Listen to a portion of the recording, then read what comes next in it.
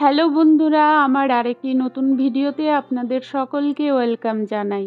এখন শীতকাল চলছে, আর শীতের কয়েকটি মাসে ড্রাগন গাছে সাধারণত ফুল ফল আসে না। এই সময় ড্রাগন গাছের খুব ভালোভাবে যত্ন পরিচর্যা করে নিতে হবে। শীতকালীন যত্ন পরিচর্যার ফলেই ড্রাগন গাছে গরমের সময় অনেক ফল পাওয়া যাবে, আর বেশি বেশি করে ফল তখনই পাওয়া যাবে যখন ড্রাগন গাছে বেশি ডাল থাকবে। এখন ড্রাগন গাছগুলোতে আমরা যত বেশি কচি ডাল নিয়ে আসতে পারবো, পরে তত বেশি ফল পাবো। আর ড্রাগন গাছে অসংখ্য কচি ডাল নিয়ে আসতে সাহায্য করবে সর্ষে খোল পচা তরল সার।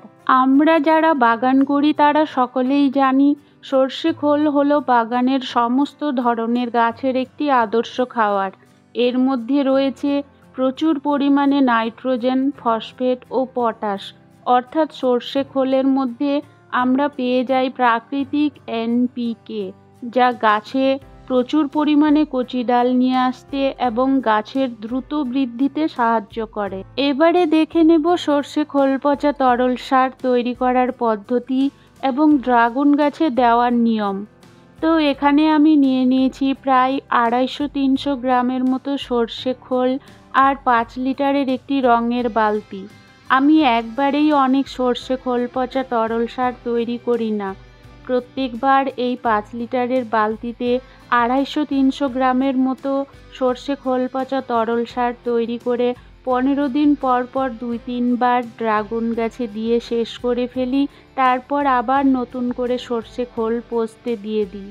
যাই হোক, এবারে বালতিতে অর্ধেকের বেশি জল ভরে দেব এবং একটি লাঠি দিয়ে খোল জলটিকে খুব ভালোভাবে নাড়াচাড়া করে ঢাকনা লাগিয়ে কোনো ছায়াযুক্ত স্থানে রেখে দেব 6-7 দিনের জন্য।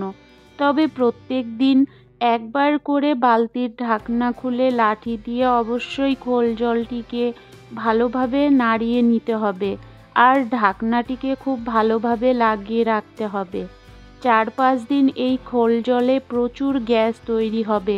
ঢাকনা আলগা রেখে দিলে চারিদিকে দুর্গন্ধ ছড়াবে এবং খোল জলে পোকাও লেগে যেতে পারে। তাই সর্ষে খোল পচা তরল সার তৈরি করলে অবশ্যই ঢাকনা লাগিয়ে রাখতে হবে। 3 দিন পর সর্ষে খোল পচা তরল সার দেখতে ঠিক এরকম হয়েছে, আর ঢাকনা খোলার সঙ্গে সঙ্গেই নাকে ভেসে আসলো সর্ষে খোল পচা তরল সারের দুর্গন্ধ। তবে গাছকে যারা ভালোবাসে তাদের এই গন্ধ কি দুর্গন্ধ মনে হয় কখনো? সর্ষে খোল পচা তরল সারের গন্ধটা কিন্তু আমার অত খারাপ লাগে না। আপনাদের কি খুব খারাপ লাগে? কমেন্ট করে অবশ্যই জানাবেন।